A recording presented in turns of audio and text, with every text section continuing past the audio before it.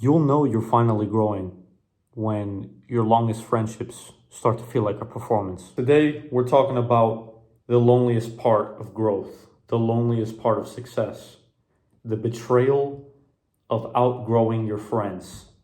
It is a heavy realization to have, especially when you still love them as a friend. But that's the thing, you can still love someone and realize that you're growing out of the pots that you used to stay in. Your roots are growing too deep for the small pot that you were once in with that person. You're not being rude, you're not being fake just because you outgrew them. You're realizing that some people don't have the same size pot that you do. Because in this plant, this life that you have, some people just have different levels to things, different levels to aspirations, different levels to life itself, different enjoyment levels, different entertainment factors. Everything can be different, and sometimes for a given time period, you can have the same levels to that person and then grow much farther than them in any extent. One situation that I can think a lot about is how a lot of people start to form friendships when they feel miserable with each other. When people are miserable in their given situation, they find another person that's miserable in their situation that is similar to theirs, and they both sulk in this misery, and they could eventually grow out of it, of course, but this is one situation that not a lot of people really feel good about growing out of, and growing out of that relationship that you guys once previously had. No matter the bonds, no matter the times that you guys spent together, no matter the enjoyment in all of that time that you guys spent together, it's really difficult to see this and not feel bad about what you had together. But in a way, it's honestly better to feel bad about growing out of it than to stay stuck in the same place, to stay stuck running, but in the same place. You're running, but you don't get anywhere if you don't grow out of that bond, if you feel guilty for not leaving that person in the past. Living for these types of friendships is like standing in a room that the ceiling is just a little bit shorter than how tall you actually are.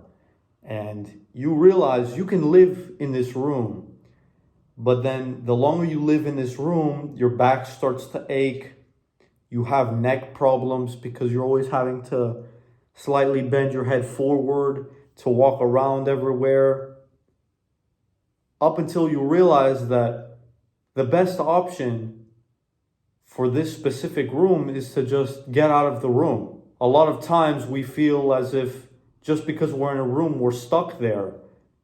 But the best thing is that when you walk into a room, you have the free will to walk out of that room as well.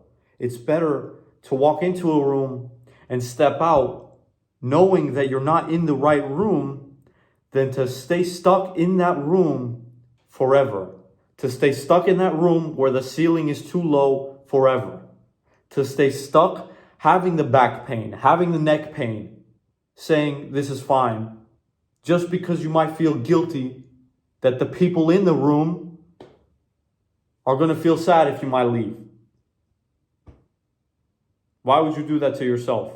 Risk having all that backache, that emotional back pain, and that emotional neck pain of staying in that friendship, in that relationship. Why would you risk that? You know that the room isn't for you. Just because you knew someone in 2016, in 2020, in 2023, doesn't mean that they own a part of your 2026. Doesn't mean that they own a part of your 2027. Just because you invested your time into someone 2023, 2024, 2025, doesn't mean that you have to invest your 2026 into them, your 2027 into them, your 2028 into them.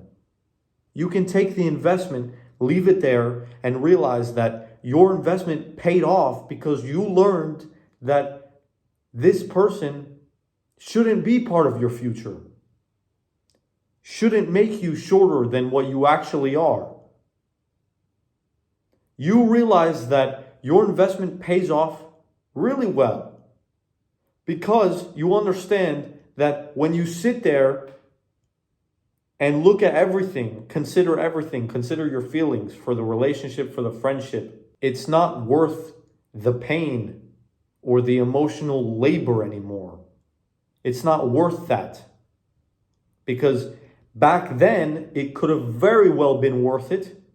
You guys could have been sulking together, been in this place together, been in this miserable time period together.